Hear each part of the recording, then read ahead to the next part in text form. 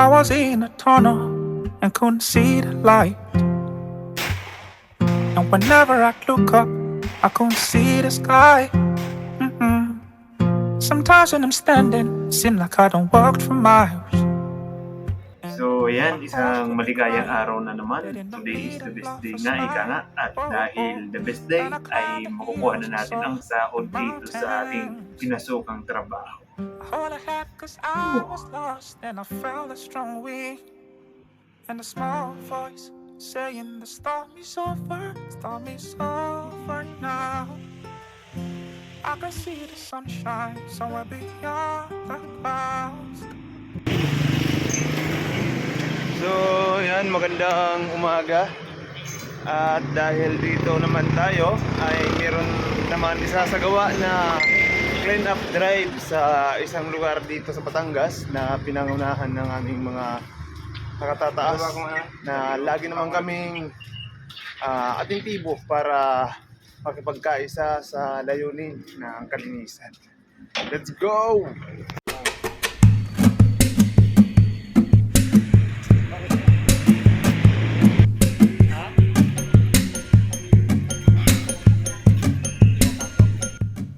Panibagong araw na naman dito sa Batangas at ngayon ay dadalo kami sa clean up drive sa gilid ng ilog. Ganun pa man ay napakakulimlim pa rin dahil sa mga nagdaang mga araw na napakaulan. At ngayon kasama ng aking mga buddy dito sa Batangas ay sama-sama naming lilinisin dito ang ilog. Ayan nga, napakaganda nga dito.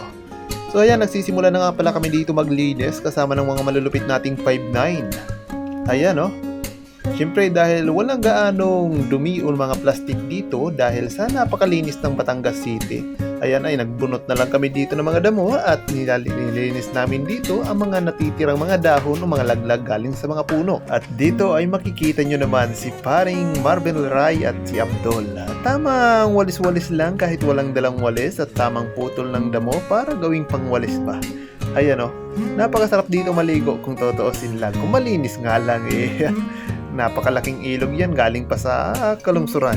At dito ay tamang ipon na ng mga basura at mga dahon. May mga konting plastic dito. At yan, nagsidating na nga dito yung ating mga mayor. At dito ayan, nakikita nyo naman ang napakagandang yati. Yan ang future yati natin. Kamakailan lamang ay nagdaan dito ang napakalakas na bagyo. Kaya naman hindi naman maiwasan ng ating mga ka-5'9" na magtulong-tulong para sa paglilinis ng kapaligiran. At mapanatiling maganda ang isa rin sa mga pasyalan. Hindi na nga pala kami dito nagtagal. At dahil may pasok pa ang bawat isa sa amin. Kaya naman ay makalipas ang isang araw ay humingi tayo ng day off.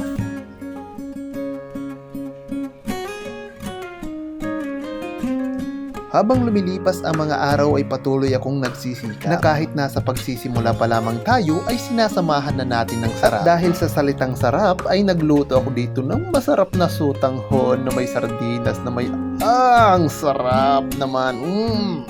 Tingnan nyo naman at pagkatapos dito ay naglalaban na ako. Siyempre at malapit na naman tayo, kinabukasan magpapasok tayo. So nag-ready na naman nga pala ako dito ng ating makakain para sa pananghalian. Ready at ang baho ang ating babanatan. Marahil ay marami pa tayong mga pagdadaanan. Kaya nasa atin ang salitang tuloy lang.